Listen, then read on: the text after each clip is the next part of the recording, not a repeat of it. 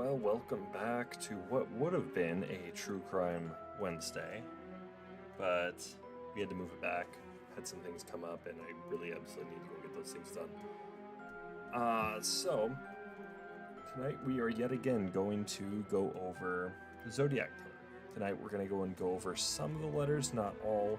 I'm putting together a database which I will give access to everybody. Once again, this database, it'll be available on Strange Investigations. On Facebook, you guys can go on there, find that page, just look up Strange Investigations. It will be in the post. But feel free to take a look at those. Anybody that's got that link can access it. You won't be able to edit anything, and you'll only have access to that one spreadsheet. But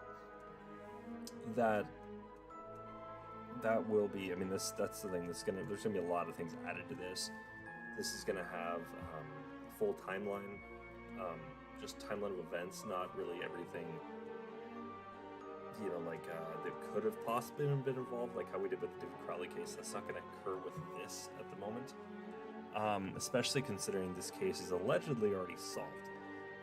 Some of the information that I'm gonna go over tonight, we're gonna go over what the findings were, why things were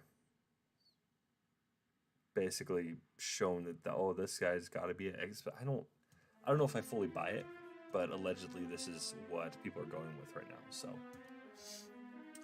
all right. So first things first, let's get into the letters. This is going to be kind of a big part here, because as we discussed this last time, the handwriting styles didn't match on quite a few of them. On top of that, the writing styles didn't match. So kind of how they conveyed themselves, there was a lot of, it was very, very emotional, and some of them others were just kind of like not even emotional at all. Which can cause a big problem when looking at things like this. I mean, not everybody's gonna write the same every single time, I get that, but we're looking at like grammatical errors. We're looking at words that were previously spelled correctly, and all of a sudden now they're not spelled correctly at all. We're talking even some pretty basic words.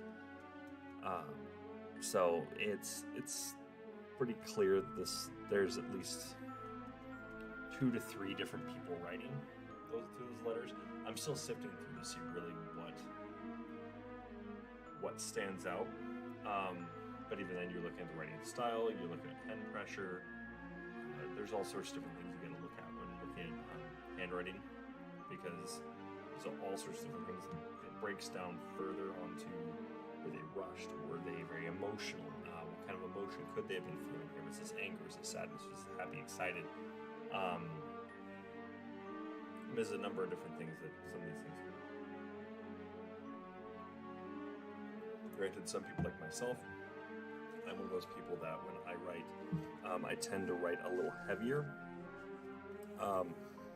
It just, I feel like it just really, I can do a little bit better if I'm pushing a little bit harder than probably what I should. And I don't know, just it's just a thing, I guess. But some of these things I'm going to be going over tonight, I want to break down. I think there is some significance here. In fact, I know pretty much for a fact there's definitely some significance in some of these things, and I don't think they're merely coincidental. So first things first. We look over here, we can see the timeline of when these letters were mailed. Okay, now these were the ones that were mailed, not the ones that were, I mean, there's a number of other letters. There was things that were like not handed over, but were found.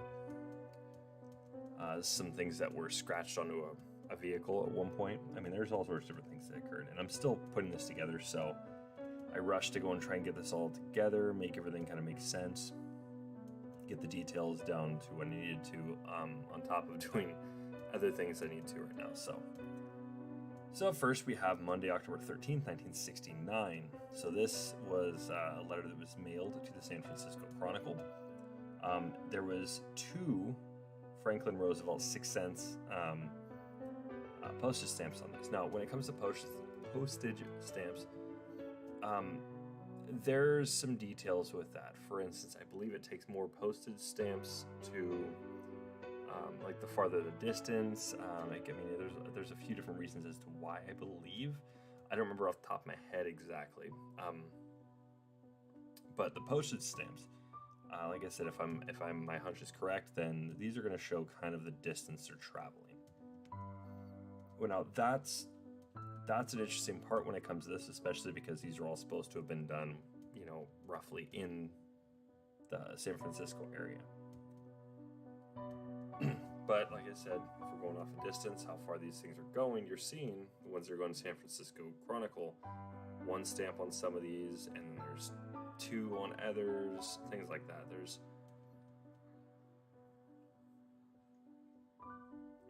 different things these things could possibly mean. Plus, on top of that, please note that there's only one on here it's completely different out of the stamps. There's the Earth, as seen from quote-unquote the moon.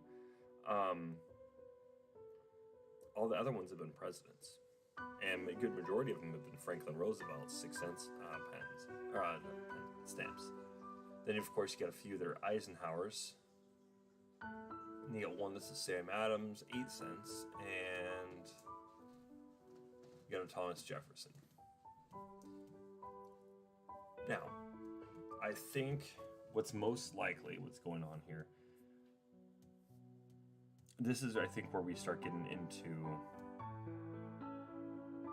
who the Zodiac Killer is.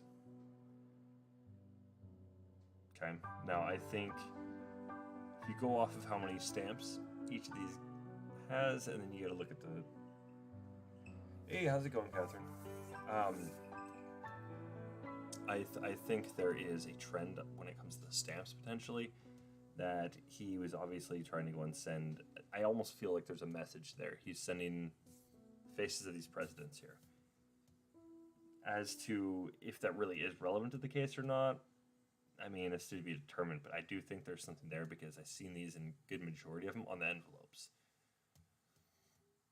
Especially you consider he has the ciphers there. They're all the same ones. And if you're looking right from there, they're all mailed, these 3 letters are mailed on the same day. Well, at least that's what I've got down right now. I'm pretty sure that's different days, but still. Like I said, still a work in progress here, but I try to get the dates as best organized as I can. But I do think there's something there with the Franklin Roosevelt stamps. On top of that, you look at when these things were mailed and all this. He's taunting. That's all he's doing this whole time, it appears. And if you go over the letters, he's got a bomb threat and a map on there. He's got all these different references. He even mentions the Symbionese Liberation Army, which were far left revolutionaries. The best way to describe it. But that was part of Operation Chaos. That was started which is a CIA operation, mind you, which was started in the prison system, and it kind of just moved its way outward. So. But he mentions that, and then he goes over the whole thing. Like, I'm not sure where this is going, but I'm seeing a trend here, though. You're seeing left wing. You get the Franklin Roosevelt stamps, and those seem to be the ones that are tied in with the major letters and things like this. And then you got the bomb threat map. You got the 3 ciphers.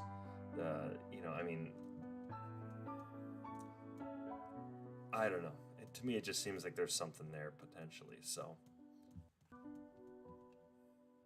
I don't know. Anybody have any thoughts on that?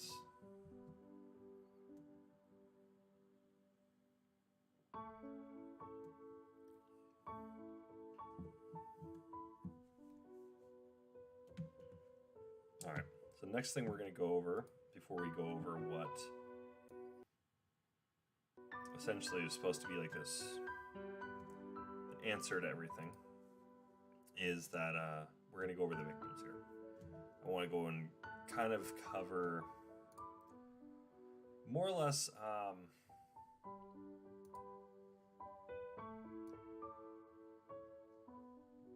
what was supposed to be we're going to go over the letters here in a second. I'm going to show you guys what I'm talking about with complications from those things. But this is essentially how he was apparently killing people. You'll see a trend here. These are young couples primarily. I'm glad that this is stuff that's informative. That's good information. So all these killings were all done before he mailed any letters out. So the first mailed letter was on October 13th, if I'm not mistaken. Let's see.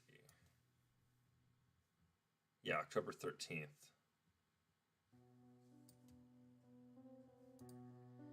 Oopsies, I went over a little too much. Okay, that should be good.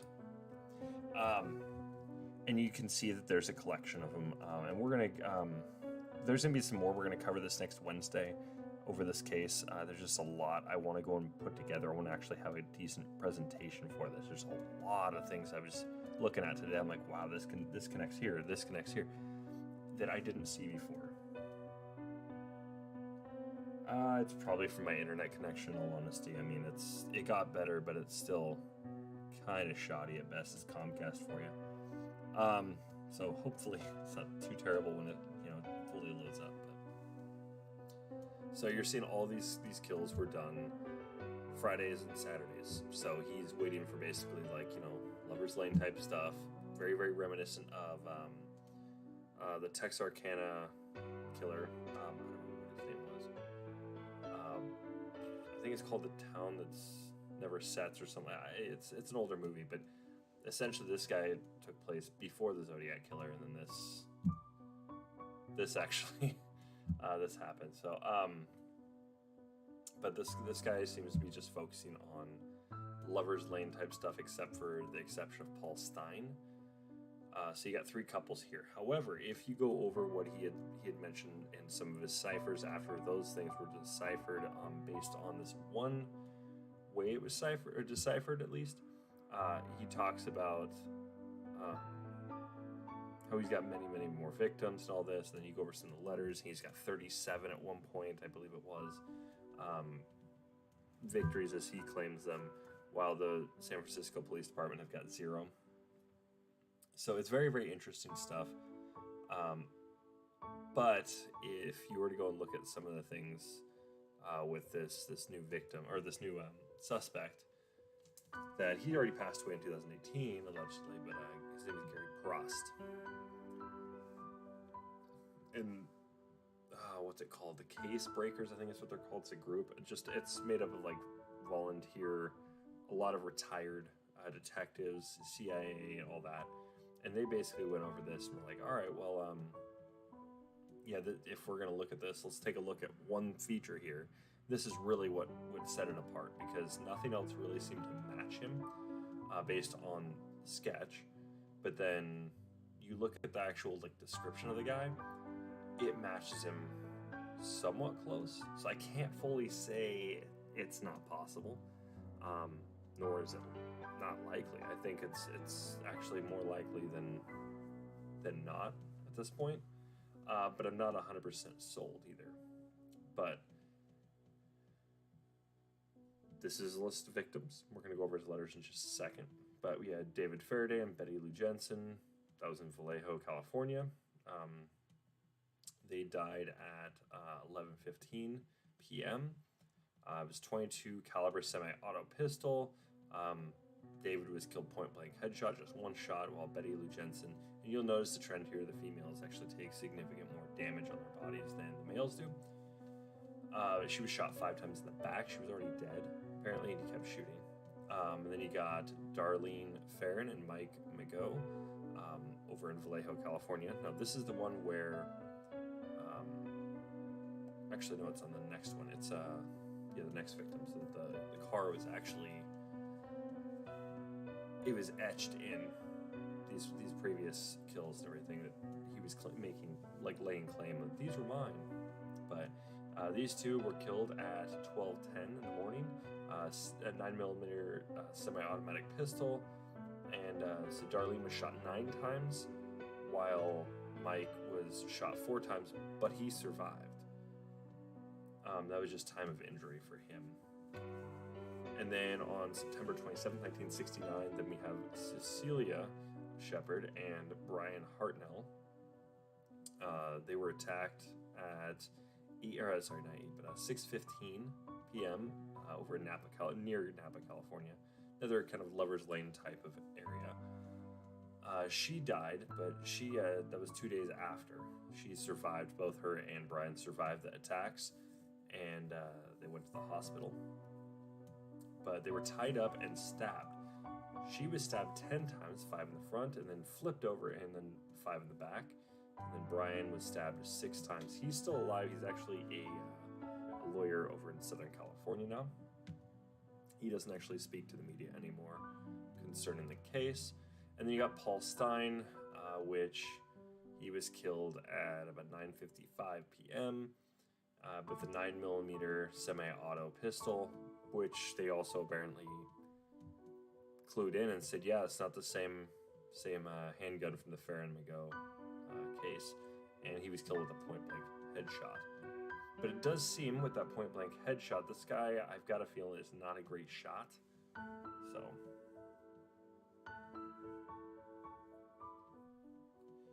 right. The thing is, though, it's when it comes to the knife and everything, that's the tricky part here. And I agree, it seems a little odd. I'm still convinced that there was at least 2 killers, and this is partially why I believe so, because this guy came with knives. He also came with the gimmick, while the other 4 were not really sure if he showed up like that or not. Mike Mago apparently got a good description, and this is where we get that sketch with the face. But then if you look at the actual overall look of him, all in that sketch that really